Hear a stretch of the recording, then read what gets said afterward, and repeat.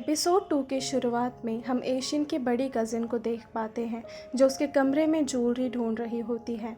उसे समझ नहीं आता कि एशियन तो कितनी बार इस पेडलर से मिलती है, फिर भी उसके पास कोई ज्वेलरी कैसे नहीं है। तब एशियन के ब्लैंकेट में से उसे बहुत सारे न्यूज़पेपर्स मिलते हैं। वो तुरंत जाके ग्रैंडफादर को ये बात बता देती है। ग्रैंडफादर एशियन को डांट लगाते हैं कि उसे क्यों इस दुनिया के बारे में इतना जानना है। उसकी कज़िन और आग में घी डालने का काम करती है और कहती है कि भला एक लड़की को इन सब का क्या काम। एशियन ग्रैंडफादर से माफ़ी मांगती है, पर उन्हें पता था कि एशियन सच में सॉरी नहीं है। वो किसी भी विजिटर को मिलने से उससे मना करते हैं और कहते हैं कि जब तक वो कॉन्फ्यूशियस के बुक्स ट्रांसक्राइब नहीं कर लेती तब तक वो अपने कमरे से बाहर नहीं आएगी। कन्फ्यूशियस एक चाइनीज़ फिलोसोफर थे। एशियन रात भर जाग कर पूरे टेक्स्ट ट्रांसक्राइब करती है और उसकी लेडी सर्वेंट भी उसके साथ जग कर इंक स्टिक से उसके लिए स्याही तैयार करती रहती है। अपनी पनिशमेंट ख़त्म करके वो ग्रैंडफादर से मिलने जाती है। वो ट्रांसक्राइब की हुई बुक्स उन्हें थमाती है। तब ग्रैंडफादर उसे वार्न करते हैं कि किंग गोजोंग की पहली वाइफ भी पॉलिटिक्स में पढ़ने के कारण मारी गई थी। पर एशियन कहती है कि जोसन अब बदल रहा है, पर ग्रैंडफादर नहीं मानते। एशियन कहती है कि वो न्यूज़पेपर बस महीने में एक बार ही पढ़ेगी। ग्रैंडफादर नहीं चाहते थे कि एशियन पॉलिटिक्स में जाए, क्योंकि उसके चलते पहले ही वो अपने दोनों बेटे खो चुके थे। वो चाहते थे कि एशियन शादी कर ले और अपनी एक प्यारी सी ज़िंदगी जिए, पर एशियन कहती है कि उससे अच्छा वो मर जाएगी। ग्रैंडफादर भी गुस्से में आकर कह देते हैं कि फिर जाओ मरो। वो अपने सर्वेंट से गनर जांग को बुलाने को कहते हैं। रात को जांग उनसे मिलने आते हैं। डिनर करते वक्त वो दोनों डिस्कस करते हैं कि कैसे जोसन की हालत दिन ब दिन खराब होती जा रही है। ग्रैंडफादर को पता था कि एशियन को समझाना अब मुमकिन नहीं। वो आखिर थी भी अपने पापा की ही बेटी, इसीलिए वो जांग को एशियन को बस सेल्फ डिफेंस सिखाने के लिए कहते हैं। हमें पता चलता है कि वो गनर और कोई नहीं बल्कि सुंगू होता है। दूसरे दिन गनर जांग एशियन को एक पहाड़ पर लेकर जाते हैं। वहाँ वो उसे बताते हैं कि उसके ग्रैंडफादर चाहते हैं कि वो गन चलाना सीखे, इसीलिए आज से वो उसके मेंटोर होंगे। एशियन पहले तो विश्वास नहीं करती, पर बाद में उसकी ट्रेनिंग शुरू हो जाती है। पहले जांग उसे माउंटेन क्लाइंबिंग सिखाते हैं और फिर उसके हाथों में गन थमा देते हैं। एशियन खुश हो जाती है, पर उसे एक भी निशाना सही से नहीं लगता। एशियन अपनी प्रैक्टिस जारी रखती है। गनर जांग एक हिडन फाइटर होते हैं। अपनी पहचान बदलकर वो जोसन की आज़ादी के लिए छुपकर काम कर रहे थे, इसीलिए कभी कभी वो प्रैक्टिस के दौरान घायल होकर भी आते थे।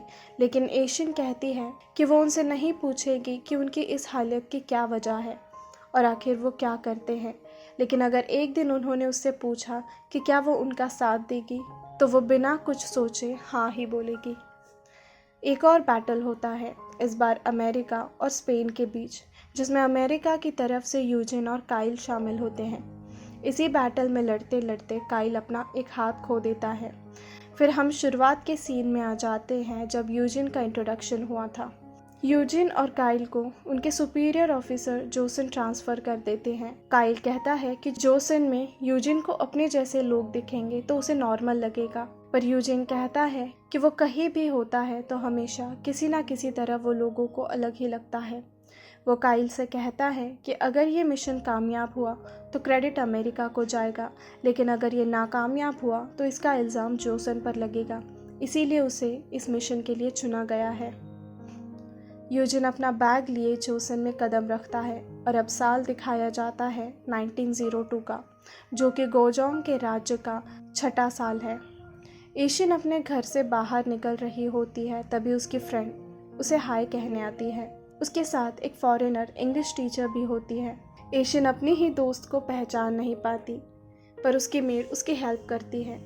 एशियन कहती है कि वो भला इंग्लिश क्यों सीख रही है, क्या उसे पब्लिक सर्विस में काम करना है। लेकिन उसकी दोस्त कहती है कि उसे पब्लिक सर्विस में कोई दिलचस्पी नहीं है, बल्कि वो ये सब लव के लिए सीख रही है, यानी कि प्यार के लिए। एशियन कुछ पूछ पाती तभी वो दोनों वहाँ से चली जाती है। एशियन सोचती रह जाती है कि आखिर ये लव है क्या चीज़, क्या ये पब्लिक सर्विस से भी ऊपर है। एशियन को इंग्लिश नहीं आती थी। यूजिन ग्लोरी होटल में एंटर करता है, जहां देवोंगन का राइट हैंड मैन और एक अमेरिकन लोगन टेलर कुछ बातें कर रहे थे। लोगन यूजिन का टारगेट था। यूजिन उन दोनों की बातें सुनकर उनके मिलने का नेक्स्ट लोकेशन लिख लेता है। रात को लोगन और वो मिनिस्टर एक गीशा हाउस में आते हैं। गीशा एक लेडी एंटरटेनर को कहा जाता था। एक गीशा धुआं बाहर जाने के लिए दरवाज़ा खोल देती है। तभी एशियन लोगन पर निशाना लगाती है। गोली सीधा लोगन के सिर पर जाकर लगती है, लेकिन ये गोली एशियन की बंदूक से नहीं निकली थी। वो देखती है कि उसी की तरह वहाँ एक और शूटर मौजूद है। दुश्मन उनका पीछा करने लगते हैं। वो शूटर और कोई नहीं बल्कि यूजिन होता है। एशियन और यूजिन भी एक दूसरे के पीछे लग जाते हैं। दोनों ने चेहरा मास्क से ढका हुआ था। एक दूसरे के सामने आते ही दोनों अपनी अपनी गन से एक दूसरे की तरफ पॉइंट करते हैं और सोचते हैं कि एक टारगेट और 2 शूटर्स, क्या ये साथी हो सकता है? तभी दुश्मन की आहट सुनते ही दोनों उल्टी दिशा में भागने लगते हैं। यूजिन और एशियन अब नॉर्मल कपड़ों में थे। रात में चलते चलते उन दोनों की नज़र एक दूसरे पर पड़ती है। रात की स्ट्रीट लाइट में दोनों के चेहरे काफ़ी साफ दिखाई देने लगते हैं। तभी एक ट्रेन उनके बीच में से गुजरती है और यूजिन गायब हो जाता है। एशियन कुछ दूर चल के फिर से मुड़ के देखती है और अब यूजिन उसके सामने खड़ा था। उसे लगने लगता है कि शायद उन दोनों को एक दूसरे के सीक्रेट्स पता चल गए हैं। इसीलिए वो एशियन से सवाल पूछने लगता है, जैसे कि उसका नाम क्या है और क्या वो उसे ढूंढ रही थी। एशियन मना करते हुए कहती है कि यूजिन तो खुद फॉरेनर है। यूजिन इस बात से ऑफेंड हो जाता है। एशियन कहती है कि यहाँ सब उसे जानते हैं, चाहे तो वो किसी से भी पूछ ले। वहाँ खड़े कुछ लोग एशियन को पहचान लेते हैं और तभी वहाँ सर्वेंट्स उसके कैरेज के साथ पहुँच जाते हैं। एशियन उसमें बैठकर कुछ लोगों से यूजिन को रास्ता दिखाने को कहती है। यूजिन इंग्लिश में उन लोगों से वहाँ से चले जाने को कहता है। कैरेज में बैठी एशियन सोचने लगती है कि आखिर वो आदमी था कौन, एक साथी या फिर दुश्मन। सुबह होटल में यूजिन भी एशियन के ऑर्नामेंट के बारे में सोच रहा था, क्योंकि ठीक वैसा ही एक ऑर्नामेंट उसके पास भी था, जिसकी कीमत उसकी माँ ने अपनी जान देकर चुकाई थी। यूजिन अमेरिकन एम्बेसी के एम्बेसडर से मिलना चाहता था, पर वो लोगन टेलर के फ्यूनरल में गया हुआ था। इसीलिए यूजिन इम ग्वान सू के साथ फ्यूनरल में पहुंच जाता है। वहाँ ग्वान सू उसे सारे एम्बेसडर और मिनिस्टर्स की डिटेल्स देता है। कुछ जापानीज़ आदमी लोगन के घर छानबीन कर रहे होते हैं। तभी अंदर से एक लड़की अपनी पीठ पर बांधे हुए एक बच्चे के साथ बाहर आकर एक आदमी से पूछती है कि वो है कौन। वो आदमी कहता है कि वो अंदर गए सारे लोगों का लीडर है। उसका नाम होता है गुदोंग में। गुदोंग में उससे पूछता है कि क्या वो अपनी मालिक की मौत से दुखी है। तभी पीछे बैठा बच्चा रोने लगता है। गुदोंग में कहता है कि डरो मत, मैं सिर्फ उन लोगों को मारता हूँ जिनसे मुझे कोई मुनाफा हो। यूजिन और ग्वांगसू की नज़र एम्बेसडर पर थी, जो कि लोगन की वाइफ को दिलासा दे रहा था। अब इस मर्डर की इन्वेस्टिगेशन यूजिन को सौंपी गई थी, क्योंकि एम्बेसडर के हाथ पहले से ही बहुत काम था। रास्ते से जाते हुए ग्वांगसू कहता है कि रात को इतनी सारी लाइट्स थी, किसी ने तो कुछ तो देखा होगा। यूजिन ग्वांगसू से कहता है कि वो सारे विटनेसेस को बुला कर लेकर आए। फिर वो कुछ वक्त एक तालाब को देखता जाता है, जिसमें एक बोट तैर रही होती है, और याद करता है कि कैसे वो जब यंग था तब ऐसी ही एक बोट में कूदकर रोते हुए एक चटाई के नीचे वो छुप गया था। प्रैक्टिस के दौरान एशियन सुंगो को रात के इंसिडेंट के बारे में बताती है, पर सुंगो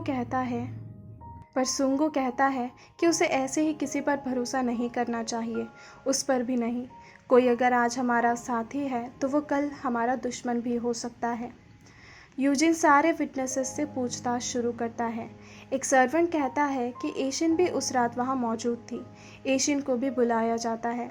उसके सर्वेंट्स गुस्सा थे कि वो कैसे उसे ऐसे पूछताछ के लिए बुला सकते हैं, लेकिन एशियन खुद जाने के लिए तैयार हो जाती है। वो जानना चाहती थी कि इसके बारे में आखिर एम्बेसडर को बताया किसने। ग्लोरी होटल में एक आदमी एक वेट्रेस के साथ बदतमीजी कर रहा था। तभी एक लेडी वहां आकर उसे रोकने की कोशिश करती है, पर जब वो नहीं मानता तब वो एक प्लेट तोड़कर उसके टूटे हुए हिस्से से उसकी कलाई काट देती है। उसका दोस्त उसे वहाँ से ले जाता है, ये कहते हुए कि वो लेडी इस होटल की मालिक है जिसका नाम है हीना कुडो। ये सब यूजिन दूर से देख रहा होता है। हीना अपने सारे गेस्ट से माफ़ी मांगती है उन्हें डिस्टर्ब करने के लिए। हीना यूजिन के पास जाकर कोरियन में माफ़ी मांगती है और पूछती है कि वो किस रूम में ठहरे हैं।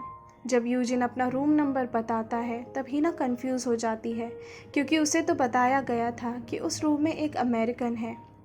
यूजिन भी कहता है मुझे भी बताया गया था कि इस होटल की मालिक एक जापानीज़ है। हीना इम्प्रेस होकर यूजिन से हाथ मिलाने के लिए हाथ आगे बढ़ाती है। तब यूजिन उसके हाथ से बह रहे खून की ओर देखकर उसे हैंडकरचीफ थमाते हुए कहता है कि इसकी उसे ज़्यादा ज़रूरत है, हाथ हम फिर कभी मिला लेंगे। जाते हुए रास्ते में दोंग में यूजिन को देखने लगता है क्योंकि यूजिन को उसने पहले कभी ग्लोरी होटल में नहीं देखा होता। फिर वो हीना के पास जाता है। उसके हाथ की चोट को देख वो पूछता है कि क्या उसे चोट आई है या फिर उसने किसी और को चोट पहुंचाई है। हीना सारी बात बता देती है। हीना पूछती है कि क्या उसे वो डॉक्यूमेंट मिला जो वो ढूंढ रहा था।